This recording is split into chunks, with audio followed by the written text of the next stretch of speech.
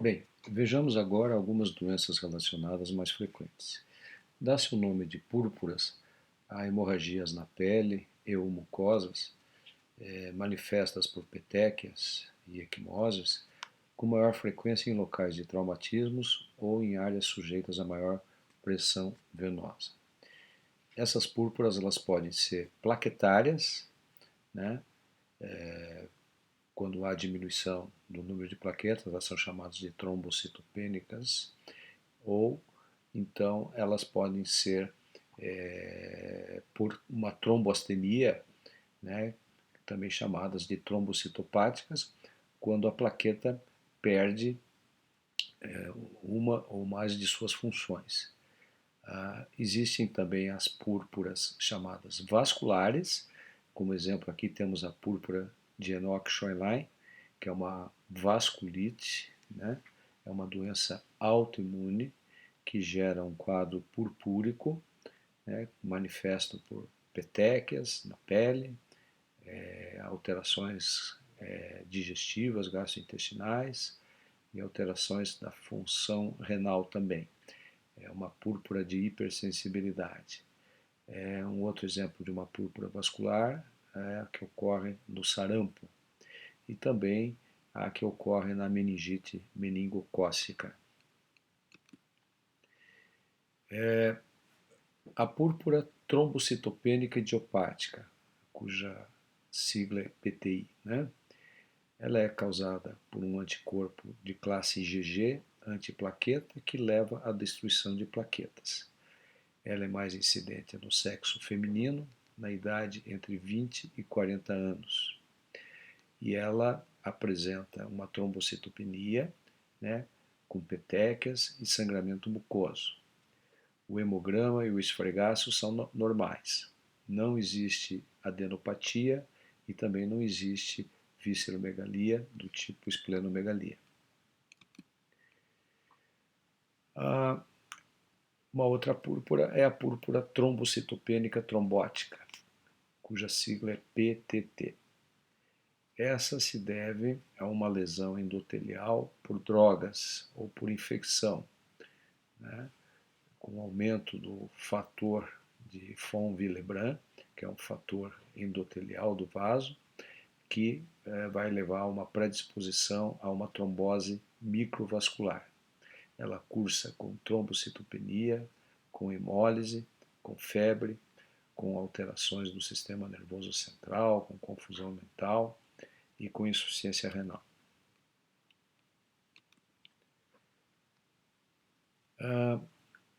A síndrome hemolítica urêmica, ela tem o mesmo mecanismo de instalação da púrpura trombocitopênica trombótica. Ela é desencadeada também por uma infecção por Escherichia coli de cepa altamente patogênica em crianças, cursando com diarreia, com insuficiência renal, trombocitopenia e anemia hemolítica. Uma púrpura importante é a púrpura pós-transfusão, né? Ela é rara, né? Ela apresenta-se com trombocitopenia severa 5 a 10 dias após uma transfusão de hemácias. E o mecanismo é imunológico, é um mecanismo de anticorpo antiplaqueta. Púrpura por drogas.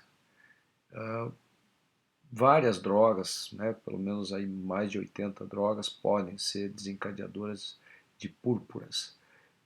Destaco aqui algumas delas, principalmente a heparina, que é um anticoagulante bastante utilizado em nível hospitalar, né? Cerca de 10 a 15% dos pacientes podem apresentar oclusão arterial periférica com gangrena e amputação do segmento distal por uso de heparina. Mas também imunossupressores, né? Os mais diversos, usados em tratamento de doenças autoimunes, né? E outras doenças de evolução crônica, quinidina, que é um antiarrítmico, sulfonamida, compostos de ouro, né? Eram mais utilizados antigamente na artrite reumatoide, uso de diuréticos e anticonvulsivantes, por exemplo. A coagulação intravascular disseminada, ela é uma situação que deve ser conhecida e reconhecida, tendo em vista a sua gravidade. Ela é uma doença por consumo acelerado de plaquetas, ela não é imunológica, né? Ela é desencadeada por infecções, né? Por complicações obstétricas, como, por exemplo, o descolamento prematuro da placenta, DPP, que ali está, ou em situações de feto morto retido, né? Alguns tumores podem desencadeá-la, anomalias vasculares, como hemangiomas gigantes, né? Como eu já falei, ela é devido ao consumo acelerado de plaquetas. Ocorre um baixo nível de fatores de coagulação, com aumento da fibrina e também o aumento de produtos de degradação do fibrinogênio. Ela causa hemorragias e tromboses.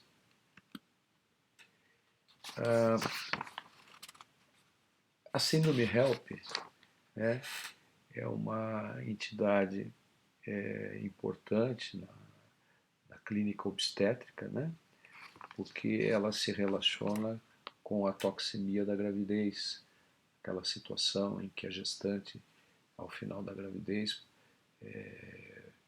ela pode desenvolver um quadro que a gente chama de pré-eclâmpsia ou eclâmpsia, com aumento da pressão arterial, doença hipertensiva grave e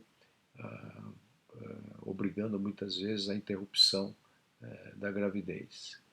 Então ela tem relação com a toxemia da gravidez, com a eclâmpsia.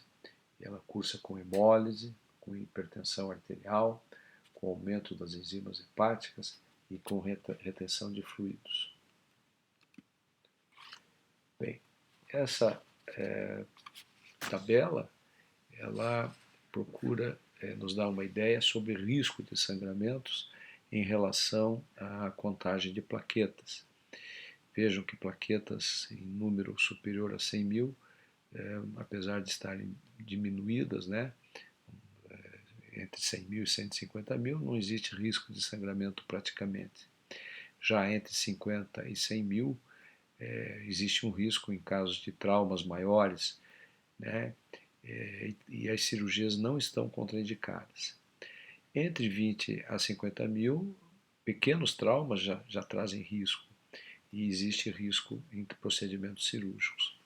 Menos de 20 mil plaquetas, o risco de sangramento, há risco de sangramento espontâneo, né?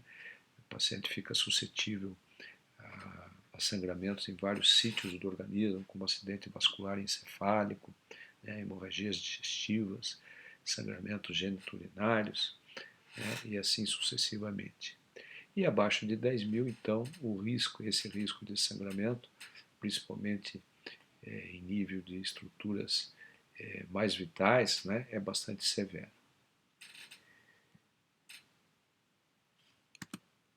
Algumas imagens que eu vou passar para vocês para ilustrar um pouco a nossa apresentação. Essa é uma situação de uma isquemia importante de extremidade, né, no caso da mão e dos pés, por uso de heparina. Já no caso das mãos ali, necrose, né, de praticamente todas as extremidades dos dedos. Esse é um aspecto purpúrico, né, com petequias. Petequias são lesões eritematosas elevadas, né, são palpáveis, né, e que podem estar presentes, como por exemplo na púrpura trombocitopênica idiopática. Aqui é apenas uma imagem microscópica de várias plaquetas agregadas, né? Aqui as equimoses, que são essas manchas arroxeadas, né? Elas podem ser de menor tamanho, elas podem ser máculas, né, arroxeadas, né? E podem se coalescer, né, essas máculas, e formam manchas. Então, petequias e manchas se associam à trombocitopenia ou plaquetopenia, né? Vejo aqui um aspecto de petequias, né, em nível de palato mole, né? Então, é uma situação de acometimento de petequias em mucosa. Aqui vemos um outro quadro de algumas petequias, né? E algumas em grande número e até chegando a se coalescer, até, né? Quase se juntando ali, formando uma, uma mancha equimótica também. Aqui uma outra foto que retrata uma púrpura trombocitopênica idiopática, né, com presença de petequias, edema de membros inferiores, né, e lesões purpúricas equimóticas. Seria isso que eu gostaria de apresentar para vocês. Muito obrigado.